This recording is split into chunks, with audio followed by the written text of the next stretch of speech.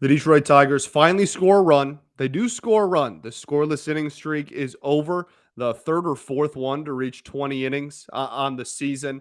Finally end that. However, they do still lose to the Houston Astros by a score of 6-3. Yeah, pretty par for the course. We're going to talk about the game today on Locked On Tigers. You are Locked On Tigers, your daily Detroit Tigers podcast. Part of the Locked On Podcast Network, your team every day.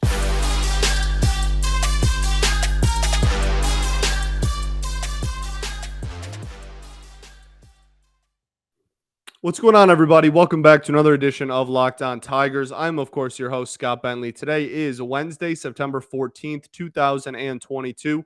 Thank you for making Locked On Tigers your first listen every single day. We're free and available wherever you get your podcasts, including YouTube. Okay, so the Detroit Tigers finally do score runs, multiple at that, which is nothing short of a small miracle given the season that we've had. They finally score. They end the scoreless inning streak. They don't get shut out again, and they put 3 runs on the board. The problem is they gave up 6 against a really good Houston Astros team.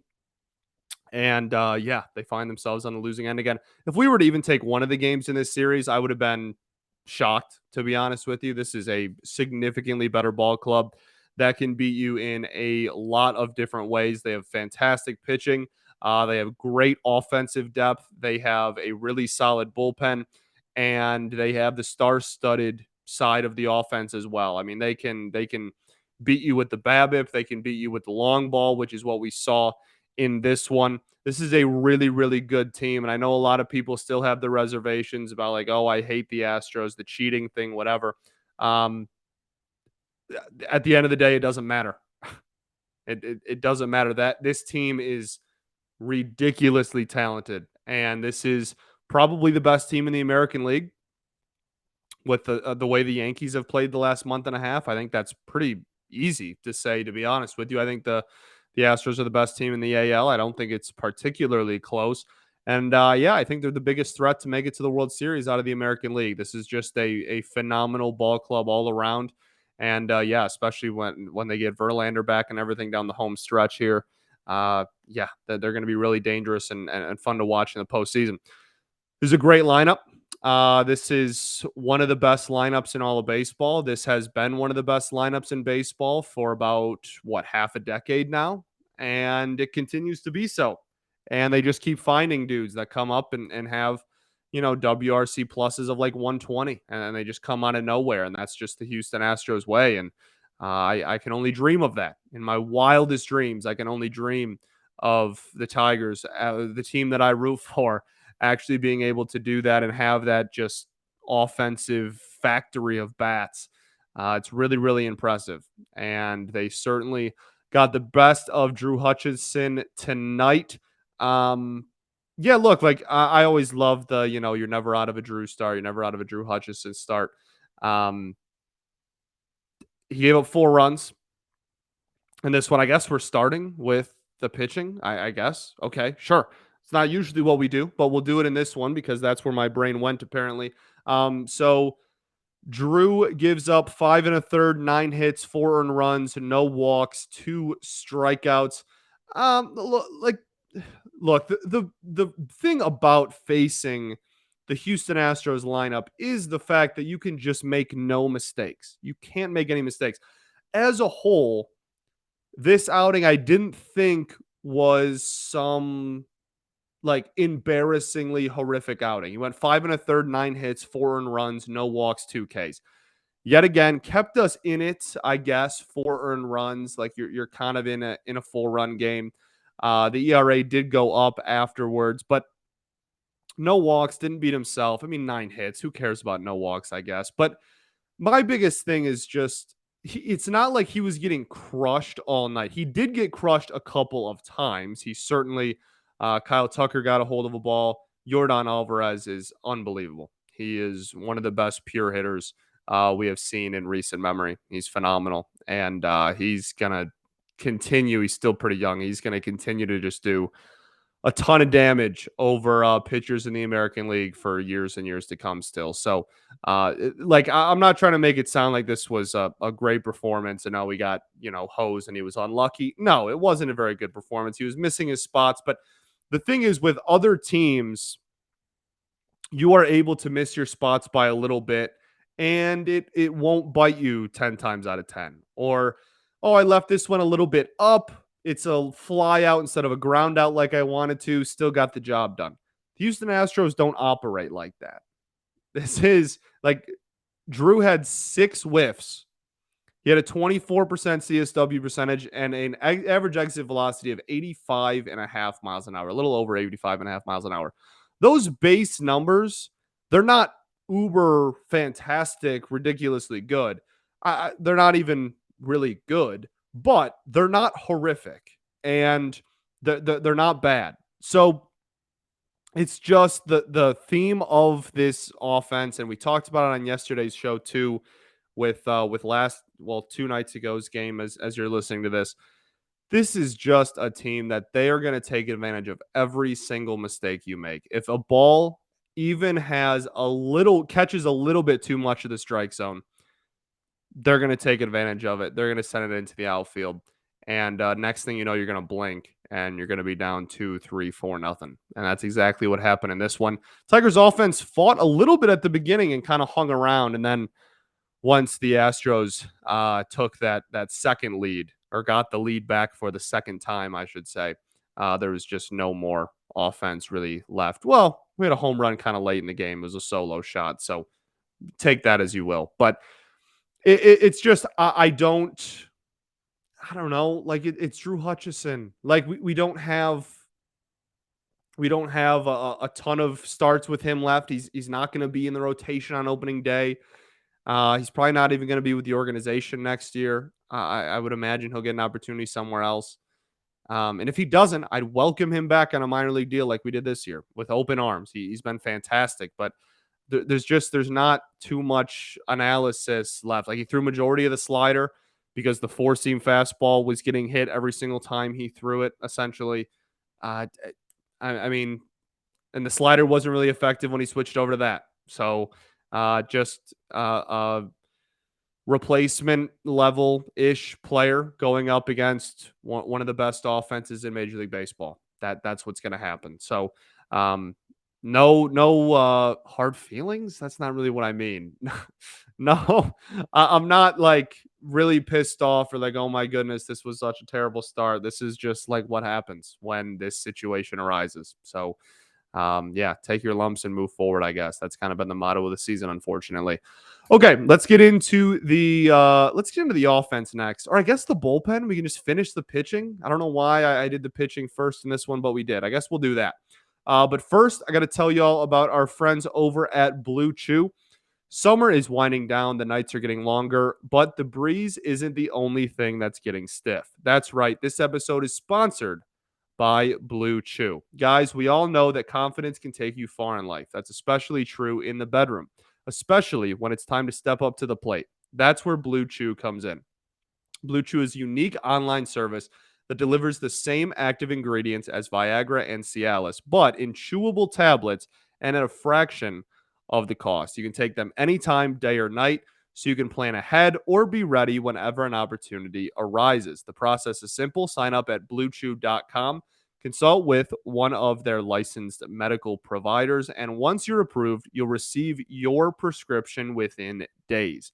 The best part? It's all done online, so no visits to the doctor's office, no awkward conversations, no waiting in line at the pharmacy.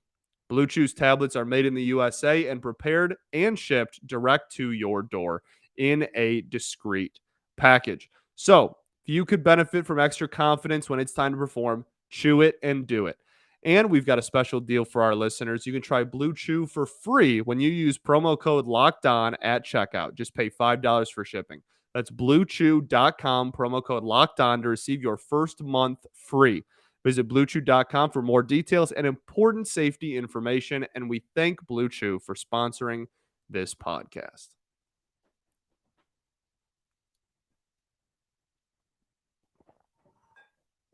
All right, everybody. Welcome back here to segment 2 of Locked On Tigers. I'm, of course, your host, Scott Bentley. Today is why am I doing the intro right now? Why am I doing the intro? Thank you for making us your first listen every day. Thank you. We're available on YouTube as always. Not sure where my brain went there. Okay, let's get into the bullpen, I guess. I don't know why, again, I don't know why I want to do pitching first, but I think we're just going to go right into the bullpen here. Alex Lang comes in relief of Drew Hutchison. He goes 2/3 of an inning, no hits, no runs, no walks, 2 Ks. Really, really solid performance that he really, really needed. Inherited for some runners there. Got out of if I remember right, it was a bases loaded jam. Really solid stuff. That's the best that I think he's looked in a while. And he went back to throwing majority curveball. 11 pitches, 8 of them the curveball, 3 of them the sinker. Great.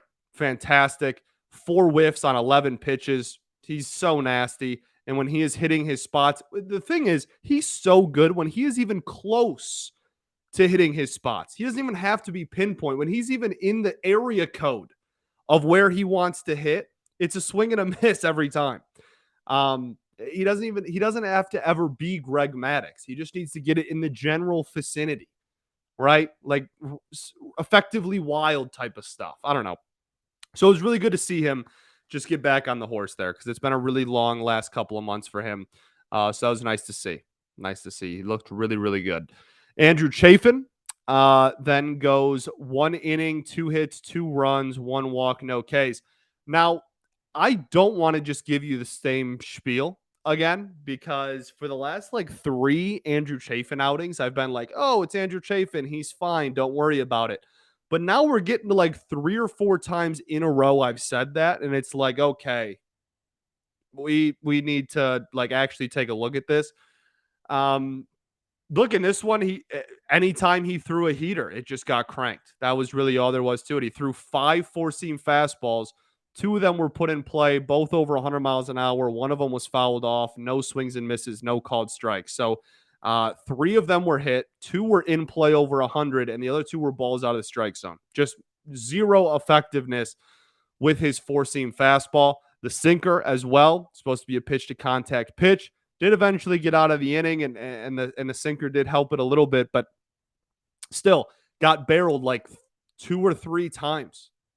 Like just really anything that was thrown hard was just cranked. And the slider that he threw was a very effective pitch in this one, but a little, too little, too late discovering that. So another really not great outing from him. Look, he's been used a lot when he hasn't been hurt. He's been used a lot. Maybe it's just a little bit of September burnout there with a team that's not competitive and whatnot. I'm not sure. None of my opinion of him next year has changed at all in the last like 2 weeks that he's kind of maybe struggled a little bit, but definitely something we have to keep an eye out for. And I can't just keep saying, "Oh, don't worry about it," because I can't say that every single day. At some point, we have to worry about it. But I'm not worrying about it though. But also, like, we have to bring it up and talk about it. Hopefully that made some lick of sense. Jose Cisnero in this one. 1 inning, 1 hit, no any other stat. No runs, no walks, no Ks. Jose Cisnero, ground ball machine. And he got that in this game. And that was good to see. Kind of weird that his slider's velocity was way down, which was kind of noticeable right when he started throwing it, and he threw it more than any other pitch, but it was also somewhat effective. Got hit hard once. I don't know. He's so weird to me this year because he's still getting some ground balls, but some of them are pretty hard hit. But he has a really low ERA, but he's also getting hit pretty hard still. And like some of them are getting Comerica, right? Like not necessarily, I don't know. Something about him this year, man, it's not the same. It's not the same as the last couple of years. And there's been a couple of outings where I'm like, hey, that's the Jose Cisnero I know, but it's not consistent. It's like every couple of outings, I'm like, oh, there he is. And then it goes away. And I don't even know if I can put my finger on it, which is probably horrible analysis, and for that I apologize. But like, there's something missing, and I don't know. He's at a 1.62 ERA. Like, I'm not trying to say he's been doing poorly or he sucks or anything, but I don't know. That there's something missing. So we'll see what happens this offseason with him. That's going to be a really interesting conversation we'll have. I think we're just going to do this offseason. I think we're going to do like dedicate entire episodes to players and just talk about like their futures with the team. Are they going to get brought back, et cetera, et cetera. I think that's probably what we're going to do. Letter grades. I don't know. I got a lot of fun stuff planned too. I got a lot of really cool guests lined up for the off season. It's going to be a really, really fun, a fun off season. Hopefully the Tigers make it more fun as well. We have some stuff to talk about, but I got some plans in place to make it pretty cool too. Daniel Norris then gets the final inning of work, 1 inning, no hits, no walks, no strikeouts, no runs. Pretty look, Daniel Norris, I feel like I say this every single time, no matter if he does good or bad. He has the stuff. He's always had the stuff. It's just he doesn't always have the command. And when he does have the command, he can be effective. And in this one, he was pretty effective. Gave up contact, like all three balls put in play, but none of them hard hit. All of them very easy. And yeah, so shout out Daniel Norris. Don't think his future is with the organization, in a month either. But we need someone to take innings, and cool little reunion story. Never hurt anybody, so kind of a cool way to end the season, I guess. Okay, now we're gonna go. That's the bullpen, right? Yeah, that's everybody that pitched. Okay, we're gonna end with the offense for some reason. I don't know why, but we're going to. Gotta keep you all on your toes, baby. Gotta keep you all on your toes. All right, we'll get to the offense right after this.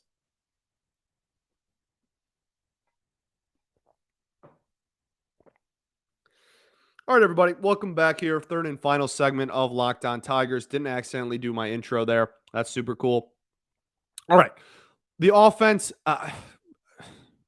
So 3 runs, but the 3 runs were on 6 hits, 8 base runners, as Riley Green and Spencer Torkelson both draw walks.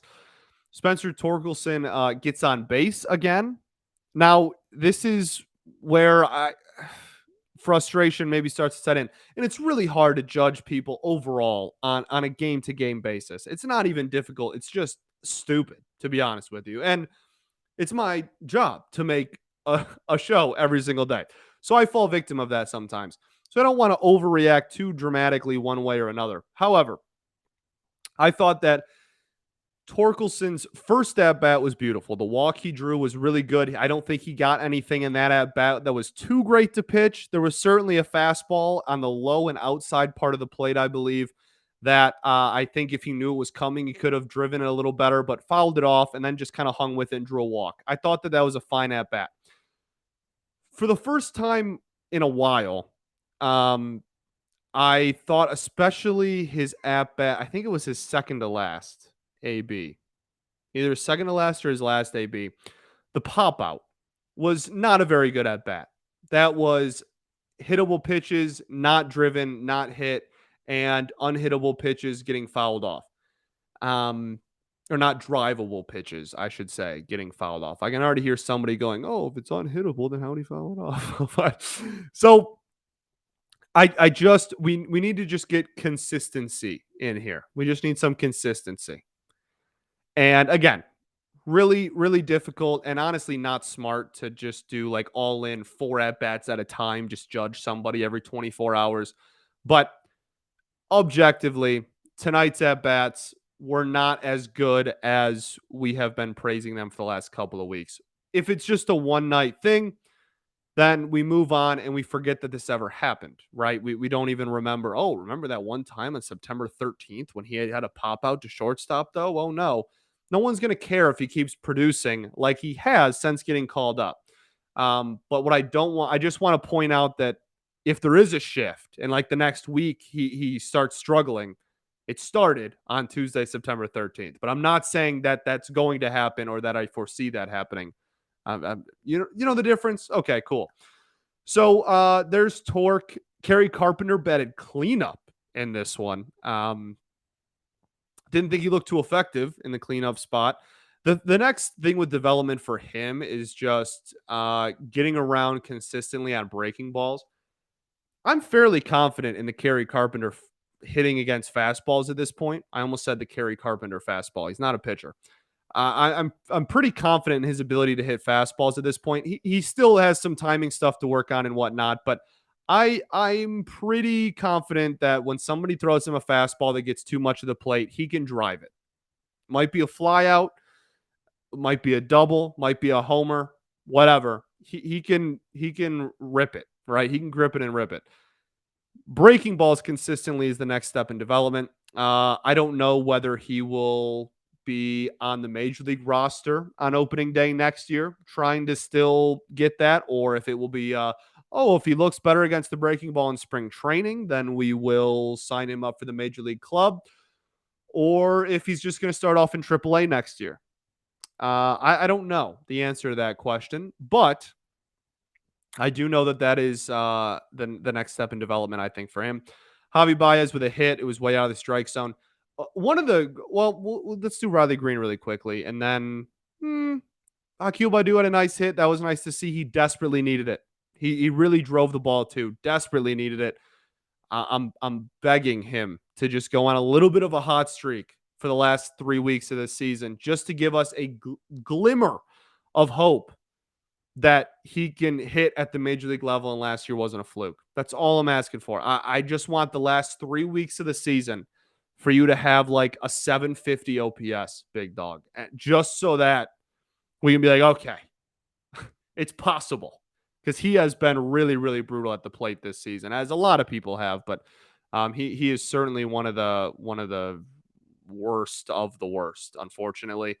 Tucker Barnhart, whatever. Eric Haas with another hit. RBI, stays hot. He did have 3 strikeouts in this one, but had an RBI, which in this team is the moon. So we'll take it. Cody Clemens with a home run and 2 hits. Again, a dude that desperately needed it. His OPS has been in the high 400s for a majority of his season. It's 518 after getting 2 hits and a home run. So really nice to see. Really nice to see him again. We still got 3 weeks left. Give me something to hold on to going into the offseason. Something where I can point at and be like, hey, showed promise, even if it was just for 3 weeks, showed promise for a little bit. It's all I'm asking for. I think that's it. Harold, whatever. So Riley Green, 1 hit, 1 walk, 2 Ks. Got a heck of an on-base streak going there. Hanging curveball that he deposited into the outfield for a single. His OPS is up to 693. We're trying to get that thing over 700 before the season ends. He's a pro. He's a pro. And the next stage in development continues to be, now that he's starting to draw walks again, at least, it continues to be the slugging. Need that power stroke to get to the major league level. Need that to translate to the pro level. And that's really the biggest thing that I'm looking for him the remainder of the year. I think that's it for the offense. I think that's it. Look, we've said it a million times. This is historically bad offense. And they scored 3 runs. That's like a pretty tall task for this team a lot of nights, unfortunately. So Riley Green also with a big-time diving catch in center field. He looks great. He looks great. And this was a dude that on draft night was pegged as like a below-average corner outfielder. And now he's just throughout his entire professional career has really turned heads with how good of a defender he is at all levels that he's played at so far. I think there's definitely still a discussion about long-term what you do in the outfield. And I'm not saying he's a bad defensive outfielder. He's looked great, right? I'm just saying if you have the opportunity, per se, to bring in an elite defensive center fielder, which Riley Green is not currently on September 13th, 2022, an elite defensive center fielder. He is good. He's very good. And I want him in center field every day. But if you had the opportunity to get an elite defensive center fielder that was also productive with the bat, and that was like part of your next step into the competitive Detroit Tigers, then moving him, you know what I mean? Like it's, I don't want it to, how do I even word this? I just don't want it to seem like Riley Green is just unmovable from center field. I don't think that's the case. I don't think the new GM is going to think that. I don't think the Tigers currently think that. And I don't think that they're looking for an excuse to move him off of center field either. Okay, so let's just get all of this out of the way before I hear what I'm going to hear back for this comment. Like I'm not saying that they're actively like, oh, how can we move him to the corner? He's not cutting it. He's cutting it. He's doing great. But I also don't think that it's like, oh, he's just 100% locked the center fielder for the Tigers for the next 6 years. And that's just that. I think that if the opportunity arose, they would take it. And they would keep Riley, obviously. But, how nice would it be to have an elite defensive center fielder and Riley Green's great defense in the corner? That would make for a pretty good defensive outfield, right? So that's all I'm trying to say. Only other story in this one was just the hometown kid for the Houston Astros. His second career start, I believe. And both of them have gone pretty well. Haven't faced too great of opponents, but Hunter Brown, Detroit native, apparently as early as like 12 months ago was still living or still had a place, or his family still had a place right across from Comerica Park. Diehard Tigers fan growing up, went to the ballpark all the time. Wayne State ties, like just a super cool story. And he threw 66% four-seam fastballs, which against the Detroit Tigers, he's going to get you a quality start more times than not. Now, at least we put up some runs. At least it wasn't a complete just flop, but still went 6 innings, 5 hits, 2 earned runs, 2 walks, and 6 Ks. I don't know why I said earned runs, like the runs and the earned runs were different. They weren't. The next run we got was off of Neris, so not to Hunter Brown's stat line. So he only gives up 2 runs in 6. We're throwing pretty much all fastballs. And like I thought the curveball looked solid, and I thought the slider looked pretty solid. I think at times they might have morphed into one pitch there, but for the most part, pretty solid stuff. And that's mostly all he featured was those 3 pitches. And look, what the Tigers can't consistently hit fastballs. So if you have a decent fastball, which his averages at about 96 or 97 miles an hour, depending on the day, you don't even have to like paint. You just be like kind of ish close to the outside part of the strike zone and or up and in ish. And you're going to light the Tigers up like a Christmas tree. And that's exactly what happened. So shout out to him. Super cool. I'm sure it was a great moment for his family and everything, seeing him. It's super cool hearing all of the, people he went to school with and coaches growing up and everything be like, hey, I'm rooting for the Tigers, but like Hunter Brown can do well and I'll be okay with that. You know what I mean? Like it's a cool moment. So I know the broadcast talked about it a lot, but still something I wanted to highlight because I thought it was super cool. I think that's probably it. Oh, the only other thing with this offense, I'm not sure I've ever seen a team just stare at more curveballs, hanging curveballs right down the middle in my entire life. And it's absolutely infuriating. Javi Baez does it like once a night. And this one, Harold Castro had one. Hossie might have had one. Tucker Barnhart, somebody like it seems like once an inning, there's just a hanging curveball that's literally belt high, right? Like if you put a soup can in the exact center spot of the strike zone,